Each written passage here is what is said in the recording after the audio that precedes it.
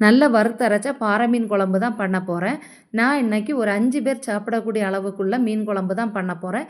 இதுக்கு தேவையானது என்னெல்லாம்னு பார்த்தீங்கன்னா, 2 கைப்பிடி அளவு துருவின தேங்காய், 1 ஸ்பூன் நல்ல மிளகு, 1 டீஸ்பூன் வெந்தயம், 1 கைப்பிடி அளவு கறிவேப்பிலை, 10 சின்ன வெங்காயம் போட்டு நல்லா வறுத்து எடுக்கணும். வரமிளகும் மல்லியும் முழுசாக போடுறதா இருந்தால் அதையும் ஃபஸ்ட்லேயே போட்டு வறுத்து எடுக்கணும். பொடியாக இருந்ததுன்னா இந்த தேங்காயெல்லாம் நல்லா பொன்னிறமாக வறுபட்டு வந்ததுக்கப்புறம் தீயை சிம்மில் வச்சுக்கிட்டு பொடிகளை போடணும். மஞ்சள் தூள், மல்லித்தூள், மிளகாய்த்தூள் போட்டு அதையும் ஒரு 5 மினிட்ஸ் அதுக்கு கூடால நல்லா மிக்ஸ் பண்ணி வறுத்து எடுத்ததுக்கப்புறம் அரைச்சி சேர்த்திங்கன்னா வறுத்தரைச்ச மீன் குழம்பு ரெடி.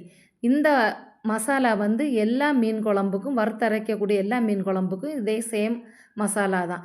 நான் வந்து வெந்தயத்தை மசாலா கூடயே போட்டு வறுத்துருவேன். தாளிக்கும் போது சேர்க்க மாட்டேன். காரணம் என்னன்னா, இந்த வெந்தயத்தை இதே மாரி அரைச்சு பாருங்க. அந்த மீன் குழம்பு அவ்வளவு டேஸ்ட்டா இருக்கும்.